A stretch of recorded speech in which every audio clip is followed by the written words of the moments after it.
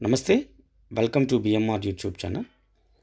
ఈరోజు ఈ వీడియోలో ఇండియన్ హిస్టరీకి సంబంధించి అతి ముఖ్యమైన సంవత్సరాలు గత ఎగ్జామ్స్లో ఏపీపీఎస్సీ ఎగ్జామ్లో కానివ్వండి, కాంపిటేటివ్ ఎగ్జామ్స్లో అడిగినటువంటి ప్రశ్నలను అతి ముఖ్యమైన ఇండియన్ హిస్టరీకి సంబంధించిన సంవత్సరాలకు సంబంధించినటువంటి ముఖ్య ప్రశ్నలను ఈ వీడియోలో మీకు అందివ్వడం జరుగుతుంది. ఇవి అన్ని కాంపిటేటివ్ ఎగ్జామ్స్ రాసే వాళ్ళకి ఇది చాలా ఉపయుక్తకరంగా ఉంటుంది. Question number 1, Vasco da Gama Calicut తీరాన్ని చేరిన సంవత్సరం.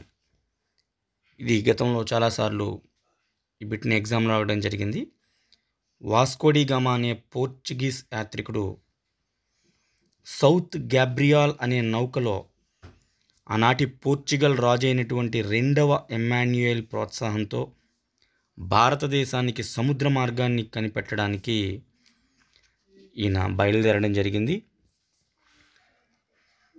ఇబన్ మజీద్ అనేటువంటి వ్యాపారి సహాయంతో ఈయన భారతదేశంలో కాలికట్, నాటి కళ్ళికోట చేరుకున్నాడు.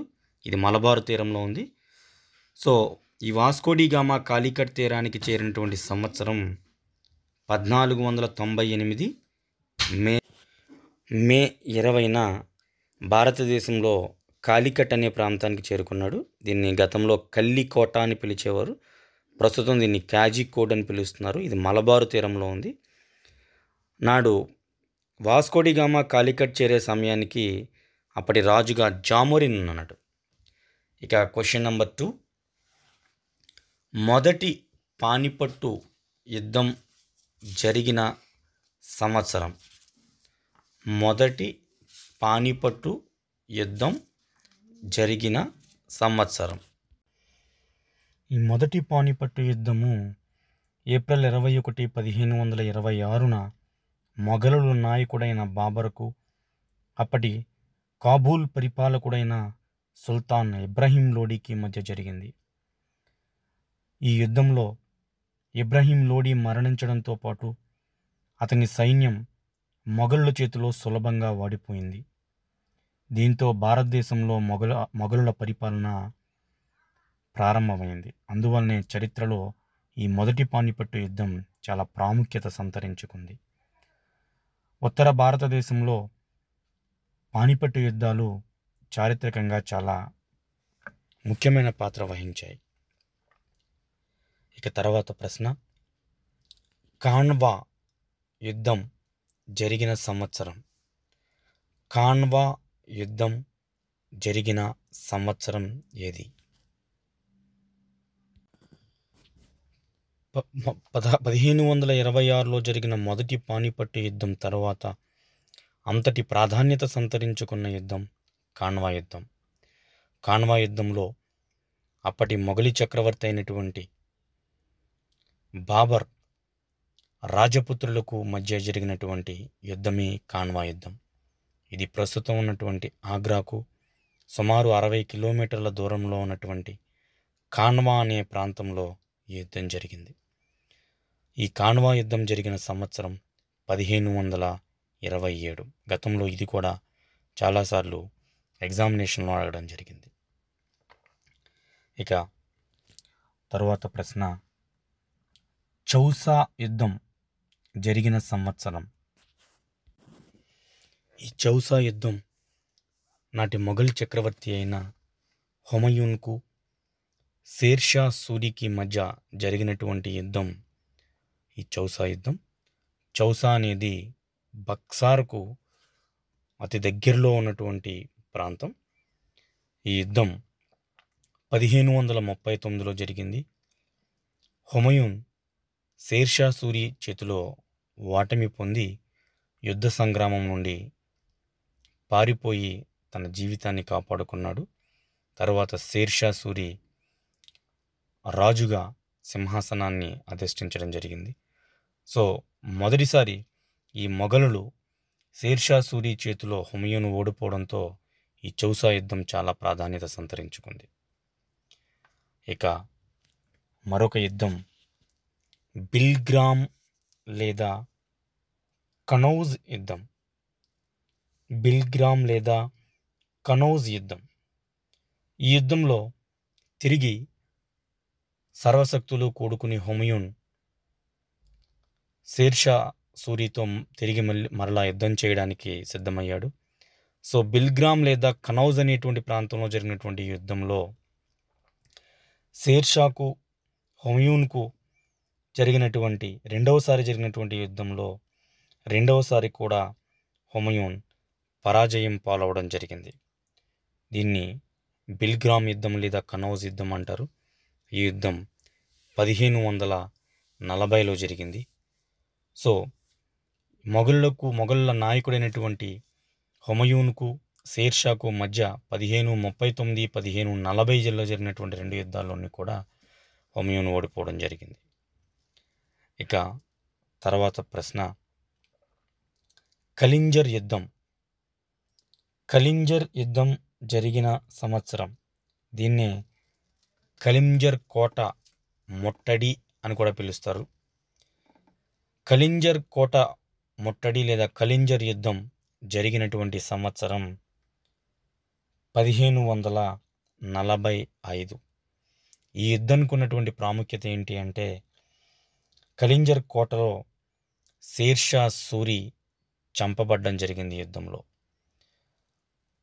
ఈ షేర్షాల పరిపాలన అంతమై షేర్షా సూరి ఓడిపోవడంతో తిరిగి మొఘలులు మళ్ళీ ఢిల్లీ సింహాసనాన్ని అధిష్ఠించడానికి ఒక అవకాశం ఏర్పడింది. సో అందువలన ఈ కలింజర్ కోట యుద్ధం, కలింజర్ కోట ముట్టడి చాలా ప్రాముఖ్యత సంతరించుకుంది.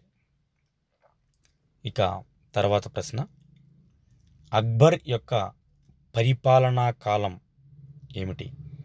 గతంలో చాలాసార్లు కాంపిటేటివ్ ఎగ్జామ్లో ప్రశ్న అడగడం జరిగింది. మొఘలి చక్రవర్తుల్లోనే అత్యంత గొప్ప చక్రవర్తిగా పేరు పొందినటువంటి చక్రవర్తి అక్బర్. సో నిరక్షరాస్యుడైనటువంటి మొఘలి చక్రవర్తి అక్బర్ తన పరిపాలనా కాలంలో ఎన్నో అద్భుతమైనటువంటి విజయాలను చూసినటువంటి మొఘలి చక్రవర్తి అక్బర్. ఇతని యొక్క పరిపాలనా కాలం కాంపిటేటివ్ ఎగ్జామ్స్లో చాలా ఇంపార్టెంట్. సో 1556 నుండి 1605 వరకు మనకి గుర్తుంచుకోవాల్సినటువంటిది రెండవ పానిపట్టు యుద్ధం జరిగినటువంటి సంవత్సరం 1556. సో అప్పటి నుంచి మొదలుకుని 1605 వరకు అక్బర్ యొక్క పరిపాలనా కాలంని మనం చెప్పుకోవచ్చు. ఇక తర్వాత ప్రశ్న, గతంలో చాలాసార్లు ఇది కూడా పోటీ పరీక్షల్లో అడిగినటువంటి ప్రశ్న, విజయనగర సామ్రాజ్యానికి సంబంధించినటువంటి ప్రశ్న. తల్లికోట యుద్ధం జరిగిన సంవత్సరం ఏది? దీన్నే మనం రాక్షస తంగడి యుద్ధము అని కూడా పిలుస్తారు. తల్లికోట లేదా రాక్షస తంగడి యుద్ధము ఏ సంవత్సరంలో జరిగింది? సో విజయనగర ప్రాంతానికి సంబంధించినటువంటి ముఖ్యమైనటువంటి యుద్ధం ఇది, తల్లికోట యుద్ధము. సో 1565లో ఈ తల్లికోట యుద్ధం జరిగింది. విజయనగర ప్రాంత విధ్వంసం జరిగింది. చాలా అపారమైనటువంటి నష్టం జరిగింది. సో చరిత్ర గతి మార్చినటువంటి అతి ముఖ్యమైనటువంటి యుద్ధాల్లో దీన్ని కూడా మనం చెప్పుకుంటాం. సో అది ముఖ్యమైనటువంటి ప్రశ్న. ఇక తర్వాత ప్రశ్న, మొఘల్ చక్రవర్తి జహాంగీర్ యొక్క పరిపాలనా కాలం ఏది? జహాంగీర్ యొక్క పరిపాలనా కాలాన్ని కూడా మనకి చాలాసార్లు పరీక్షలు అడుగుతున్నాడు. సో అక్బర్ తర్వాత ఢిల్లీ సింహాసనాన్ని అధిష్ఠించినటువంటి మొఘల్ చక్రవర్తి జహాంగీర్. సో 1605లో ఈయన ఢిల్లీ సింహాసనాన్ని అధిష్ఠించడం జరిగింది. 1605 నుండి మొదలుకొని 1627 వరకు, అంటే షాజహాన్ పరిపాలన ప్రారంభం అయ్యేంత వరకు కూడా జహాంగీర్ పరిపాలించారు. సో ఈయన పరిపాలనా కాలం 1605 నుంచి 1627. అక్బర్ పరిపాలనా కాలం అయితే 1556 టు 1605, ఈయనది 1605 టు 1620. రెండు కూడా మనకి చాలా ఇంపార్టెంట్. ఇక మరొక మొఘల్ చక్రవర్తి, ముఖ్యమైనటువంటి మొఘల్ చక్రవర్తి షాజహాన్ యొక్క పరిపాలనా కాలం ఏది? జహంగీర్ తర్వాత ఢిల్లీ సింహాసనాన్ని అధిష్ఠించినటువంటి మొఘల్ చక్రవర్తి షాజహాన్. సో ఈ షాజహాన్ యొక్క పరిపాలనా కాలం 1627లో మొదలైంది. 1627 నుండి మొదలుకొని 1658 వరకు మొఘల్ చక్రవర్తుల యొక్క పరిపాలనా కాలాలు చాలాసార్లు పరీక్షల్లో అడుగుతూ ఉన్నాడు. సో మొఘల్ సామ్రాజ్యం మనకి యాన్సెంట్ హిస్టరీలో చాలా ఇండియన్ హిస్టరీకి సంబంధించి యాన్సెంట్ హిస్టరీకి సంబంధించి అతి ముఖ్యమైనటువంటి టాపిక్ కాబట్టి వీరి యొక్క పరిపాలనా కాలాలు మనకు చాలా ఇంపార్టెంట్. షాజహాన్ యొక్క పరిపాలనా కాలం 1627 నుంచి 1658. ఇక చివరి మొఘల్ చక్రవర్తుల్లో గొప్ప చక్రవర్తి ఔరంగజేబ్. ఇతని పరిపాలన మొఘల్ సామ్రాజ్యం అంతమవడానికి ఇతను తీసుకున్నటువంటి చాలా నిర్ణయాలు కారణమయ్యాయి. ఔరంగజేబు ప్రతిభావంతుడైనటువంటి విద్యావంతుడైనటువంటి మొఘల్ చక్రవర్తి. సో ఔరంగజేబు యొక్క పరిపాలనా కాలాన్ని కనుక మనం చూసినట్లయితే షాజహాన్ అనంతరం 1658లో ఔరంగజేబ్ ఢిల్లీ సింహాసనాన్ని అధిష్ఠించడం జరిగింది. 1658 నుంచి 1707 వరకు దాదాపుగా మొఘల్ సామ్రాజ్యం క్షీణదశకు రావడానికి కారణమైనటువంటి పరిపాలనతో ఔరంగజేబ్ 1707లో తన పరిపాలన ముగించడం జరిగింది. ఇక తర్వాత ప్రశ్న, శివాజీకి రాజా జైసింగ్కు మధ్య పురందర్ సంధి జరిగినటువంటి సంవత్సరం. ఇది కూడా గతంలో చాలాసార్లు ఎగ్జామ్లో రావడం జరిగింది. శివాజీకి రాజా జైసింగ్కు మధ్య పురందర్ సంధి జరిగిన సంవత్సరం 1665. ఇది శివాజీ జైసింగ్ వీరిద్దరి మధ్య జరిగినటువంటి ప్రముఖమైనటువంటి సంధి ఈ పురందర్ సంధి. సో ఇది 1665లో జరిగింది. గతంలో ఇది గ్రూప్ 1 ప్రిలిమ్స్లో కూడా ఈ ఎగ్జామ్ని ఈ క్వశ్చన్ని అడగడం జరిగింది. ఇక మరొక ముఖ్యమైనటువంటి ప్రశ్న, షాజహాన్ మొఘల్ చక్రవర్తి షాజహాన్ ఏ సంవత్సరంలో మరణించారు? యాక్చువల్గా షాజహాన్ పరిపాలన 1658లో పూర్తయింది. తర్వాత తన కుమారుడైనటువంటి ఔరంగజేబ్ 1658 నుంచి కూడా రాజుగా పరిపాలనకు రావడం జరిగింది. అయితే షాజహాన్ మరణించిన సంవత్సరం 1666. 1666 సంవత్సరంలో షాజహాన్ మరణించడం జరిగింది. సో ఇది కూడా ఒక ముఖ్యమైనటువంటి సంవత్సరంగా మనం చెప్పుకోవచ్చు. షాజహాన్ మరణం 1666. ఇక మహారాష్ట్ర ప్రాంతానికి సంబంధించి ఛత్రపతి శివాజీకి సంబంధించినటువంటి ప్రశ్నల్లో కూడా ఇయర్స్ మనకు చాలా ఇంపార్టెంట్ ఇయర్స్ ఉన్నాయి మనకి.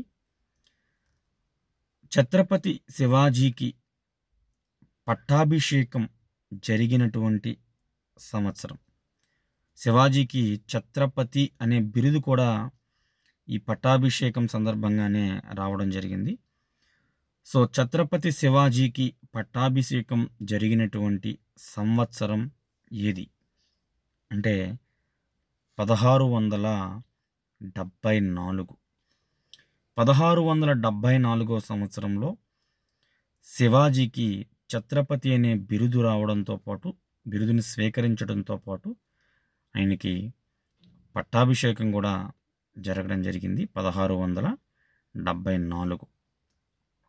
ఇక శివాజీ 1674లో పట్టాభిషేకం అనంతరం ఒక 6 సంవత్సరాల తర్వాత శివాజీ మరణించడం జరిగింది.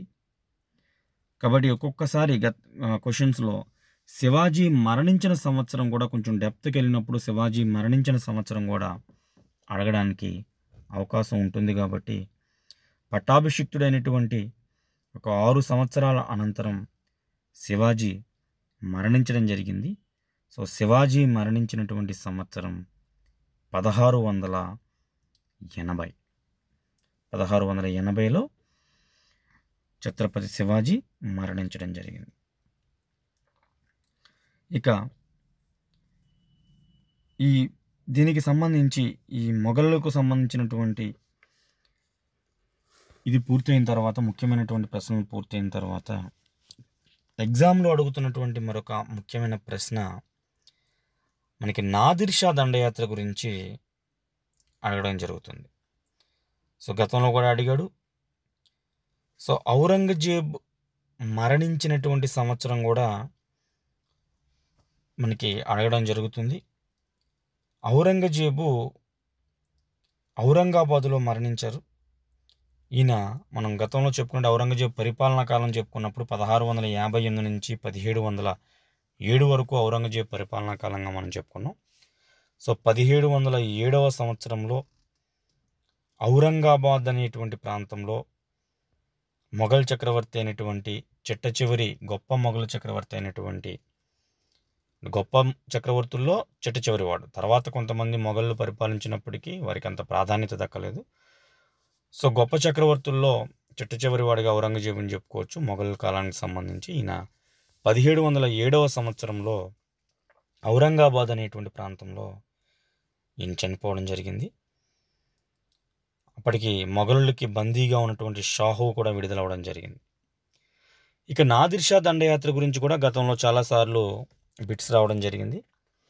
ఇది భారతదేశ చరిత్రలో ఒక ముఖ్యమైనటువంటి పాయింట్గా నాదిర్ షా దండయాత్ర అని చెప్తారు. సో నాదిర్ షా ఏ సంవత్సరంలో ఢిల్లీని స్వాధీనం చేసుకుని ఢిల్లీ నగరాన్ని ధ్వంసం చేయడం జరిగింది? నాదిర్ షా దండయాత్ర జరిగిన సంవత్సరం ఏది? చాలా ఇంపార్టెంట్ ప్రశ్న ఇది, నాదిర్ షా దండయాత్ర కూడా. సో 1739లో నాదిర్ షా దండయాత్ర జరిగింది. ఢిల్లీ నగరం స్వాధీనం చేసుకోబడి ఆ సమయంలో ధ్వంసం చేయడం అనేటువంటిది కూడా జరిగింది. దీని తర్వాత ఎక్కువగా మనకి పోటీ పరీక్షలకు సంబంధించి కర్ణాటక యుద్ధాల గురించి అడుగుతున్నాడు. మొదటి కర్ణాటక యుద్ధం, రెండవ కర్ణాటక యుద్ధం, మూడవ కర్ణాటక యుద్ధం, ఈ మూడు కూడా మనకి అడుగుతూ ఉన్నాడు. వీటిని మనం ఆంగ్లో ఫ్రెంచ్ యుద్ధాలకు కూడా మనం చెప్తాం. సో మొదటి కర్ణాటక యుద్ధం లేదా మొదటి ఆంగ్లో ఫ్రెంచ్ యుద్ధం ఏ సంవత్సరంలో జరిగింది? చాలాసార్లు కర్ణాటక యుద్ధాలు ఏ ఏ దేశాల మధ్య జరిగాయని కూడా మనం బిట్స్ అడగడం జరిగింది. బ్రిటన్ మరియు ఫ్రాన్స్, ఈ రెండు దేశాల మధ్య ఆంగ్లో ఫ్రెంచ్ యుద్ధంగా కర్ణాటక యుద్ధాలు చెప్పుకుంటాం. సో మొదటి కర్ణాటక యుద్ధం జరిగినటువంటి సంవత్సరం ఏది అంటే 1744 టు 1748. ఇది ఇంపార్టెంట్ మనకి. 1744, 1748 మొదటి కర్ణాటక యుద్ధం. ఇక రెండవ కర్ణాటక యుద్ధం. రెండవ కర్ణాటక యుద్ధం కూడా మనకి ఆంగ్లేయులకు ఫ్రెంచ్ వారికి మధ్యనే జరిగింది. సో రెండవ కర్ణాటక యుద్ధం ఏ సంవత్సరంలో జరిగింది?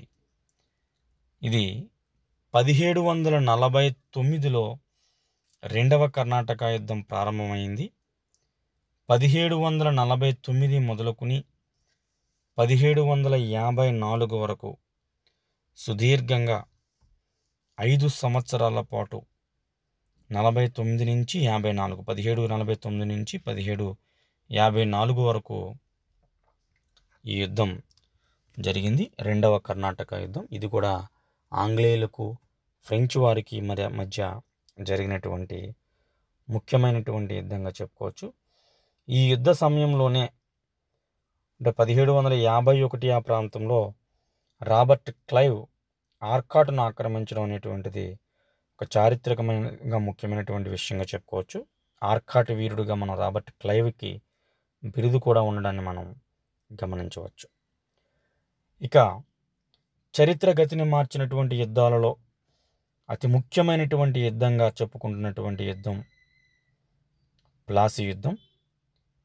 ఈ ప్లాసీ యుద్ధం ఎప్పుడు జరిగింది? ప్లాసీ యుద్ధం జూన్ 23, 1757 1757 జూన్ 23న ఈ ప్లాసీ యుద్ధం జరిగింది. ఇది కూడా మనకి అతి ముఖ్యమైనటువంటి యుద్ధంగా ప్లాసీ యుద్ధాన్ని పేర్కొంటారు. గతంలో కూడా చాలాసార్లు ఈ ప్లాసీ యుద్ధం మీద ప్రశ్న రావడం జరిగింది. ఇక నెక్స్ట్ క్వశ్చన్, మూడవ కర్ణాటక యుద్ధం. మూడవ కర్ణాటక యుద్ధం ఏ సంవత్సరంలో జరిగింది? మూడవ కర్ణాటక యుద్ధం ఏ సంవత్సరంలో జరిగింది? ఈ యుద్ధం ప్రారంభం అవ్వడానికి కారణమైనటువంటి యుద్ధం ఏది అని గతంలో అడిగాడు. ఐరోపాలో జరిగినటువంటి సప్తవర్ష సంగ్రామం కారణంగా భారతదేశంలో మూడవ కర్ణాటక యుద్ధం ప్రారంభమైందని చెప్పుకోవచ్చు. ఐరోపాలో జరుగుతున్నటువంటి సప్తవర్ష సంగ్రామమే మూడవ కర్ణాటక యుద్ధానికి నాంది పలికింది. 1758లో యుద్ధం ప్రారంభమైంది. 1763 వరకు ఈ మూడవ కర్ణాటక యుద్ధం జరిగింది. ఈ మూడవ కర్ణాటక యుద్ధం కూడా ఆంగ్లేయులకు మరియు ఫ్రెంచ్ వారికి మధ్య జరిగింది. ఈ యుద్ధం జరిగే సమయానికి ఆంగ్లేయ గవర్నర్గా రాబర్ట్ క్లైవ్ ఉంటే, ఫ్రెంచ్ గవర్నర్ జనరల్గా కౌంట్ డి లాలీ ఉన్నారు. ఇది కూడా మనకి గతంలో ప్రశ్న రూపంలో అవడం జరిగింది. ఇక మరొక ముఖ్యమైనటువంటి యుద్ధం వందవాసి యుద్ధం. సో ఈ వందవాసి యుద్ధం ఆంగ్లేయులకు ఫ్రెంచ్ వారికి జరిగినటువంటి యుద్ధం వందవాసి యుద్ధం. సో ఈ వందవాసి యుద్ధం ఎప్పుడు జరిగింది? వందవాసి యుద్ధం ఆంగ్లేయులకు ఫ్రెంచ్కు మధ్య 1760లో జరిగింది. 1760లో జరిగినటువంటి యుద్ధం వందవాసి యుద్ధం.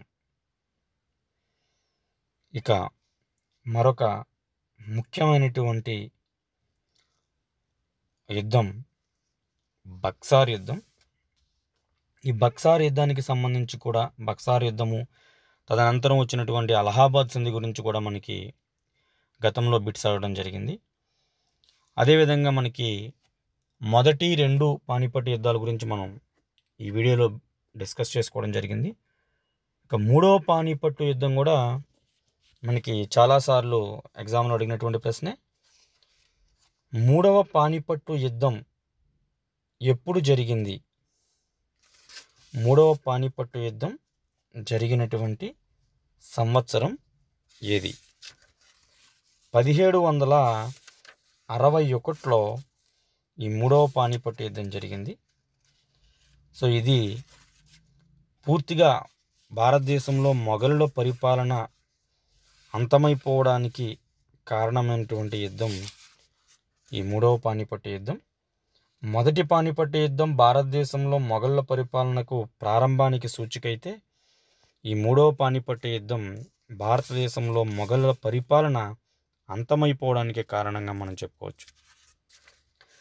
ఇక తర్వాత ముఖ్యమైనటువంటి సంవత్సరం బక్సార్ యుద్ధం, బ్యాటిల్ ఆఫ్ బక్సార్. ఈ బక్సార్ యుద్ధం జరిగినటువంటి సంవత్సరం ఏది? ఇది బక్సార్ అనేటువంటిది బీహార్లో కలిగినటువంటి ఒక పట్టణం ఇది. సో ఇది మీర్ కాసిం కూటమికి, అదేవిధంగా ఆ కూటమిలో అయోధ్య నవాబ్ అయినటువంటి షుజావుద్దౌలా కానీ, మొఘల్ చక్రవర్తి షా ఆలం కానీ వీరున్నారు. మీర్ కాసిం కూటమి. ఈ మీర్ కాసిం కూటమికి బ్రిటిష్ వారికి మధ్య 1764లో జరిగినటువంటి యుద్ధమే బక్సార్ యుద్ధం. ఈ సమయంలో బ్రిటిష్ సైన్యానికి సర్ హెక్టర్ మన్రో నాయకత్వం వహించారు. మీర్ కాసిం కూటమి బక్సార్ యుద్ధంలో బ్రిటిష్ వారి చేత ఓడించబడింది. ఇది చాలా ఇంపార్టెంట్ పాయింట్. సో ఈ యుద్ధం తర్వాత, బక్సార్ యుద్ధం తర్వాత, ఈ యుద్ధం అలహాబాద్ సంధితో ముగిసింది. చాలాసార్లు బక్సార్ యుద్ధం ఏ సంధితో ముగిసింది అని అడగడం జరిగింది. అలహాబాద్ సంధి. సో అలహాబాద్ సంధి 1765 ఆగస్టులో జరిగింది. బక్సార్ యుద్ధంలో ఓడిపోయినటువంటి రాజులు షుజావుద్దౌలా, షా ఆలం II వీరికి మరియు నాటి ఆంగ్లేయ రాబర్ట్ క్లైవ్కి మధ్య ఈ సంధి జరిగింది, అలహాబాద్ సంధి. సో అలహాబాద్ సంధి ఆంగ్లేయులకు మరియు భారతీయ రాజులైనటువంటి షుజావుద్దౌలా, షా ఆలంకి మధ్య జరిగింది 1765.